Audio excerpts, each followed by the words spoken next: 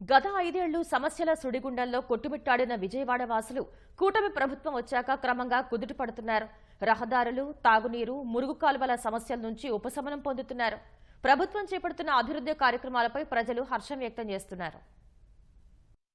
విజయవాడ నగరపాలక సంస్థ పరిధిలోని రోడ్లు కొత్త రూపం సంతరించుకుంటున్నాయి. గత 5 ఏళ్లు గతుకులమయమైన రోడ్లను కూటమి ప్రభుత్వం బాగు చేయిస్తోంది. గుంతలు పూడ్చటంతో పాటు అవసరమైన చోట్ల సీసీ రోడ్లు వేస్తోంది. వైసీపీ హయాంలో రోడ్లపై నరకమనుభవించిన నగర ప్రజలు ఇప్పుడు హాయిగా ప్రయాణాన్ని ఆస్వాదిస్తున్నారు. గతంలో రాత్రి సమయాల్లో గోతుల రోడ్లపై తిరగాలంటేనే భయం వేసేదని, ఇప్పుడు కష్టాలు తొలగిపోతున్నాయని ఆనందం వ్యక్తం చేస్తున్నారు. ఇంతకు ముందు ఎక్కడ చూసినా రోడ్లు గుంతలు.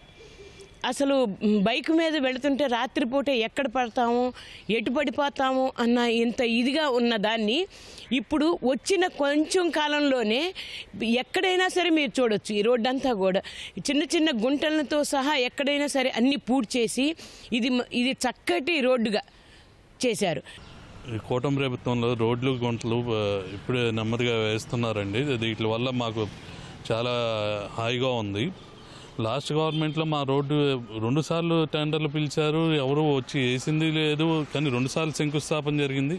ఈ కూటమి ప్రభుత్వం రాగానే 2 రోడ్లు వచ్చిన 2వ నెలలోపే సీసీ రోడ్లు వేయటం జరిగింది. ఇప్పుడు మా రోడ్లో ఉన్న ఇబ్బందులు లేవు.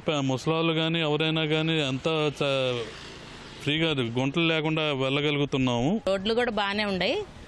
ముఖ్యంగా నేను చెప్పేది అంటే మా వారు ట్రాన్స్పోర్ట్ డ్రైవరు, ఆయన డ్యూటీకి వెళ్ళడానికి ఇబ్బంది పడాడు. ఇప్పుడు కొంచెం అన్నీ బాగున్నాయంట. అది వాటర్ కూడా బాగున్నాయి. అక్కడక్కడ ఎక్కడన్నా ఒకసాట ఉన్నాయి, ఇంకా అవ్వలేదు.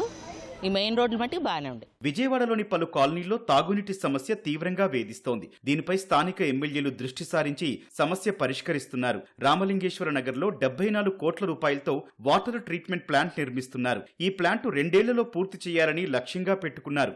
ఇప్పటికే వాటర్ పైప్ లైన్ పనులు ప్రారంభమయ్యాయి. ఈ ప్లాంట్ పూర్తయితే చుట్టుపక్కల డివిజన్ల ప్రజలు సుమారు 2.5 లక్షల మందికి తాగునీటి సమస్య పరిష్కారం కానుంది.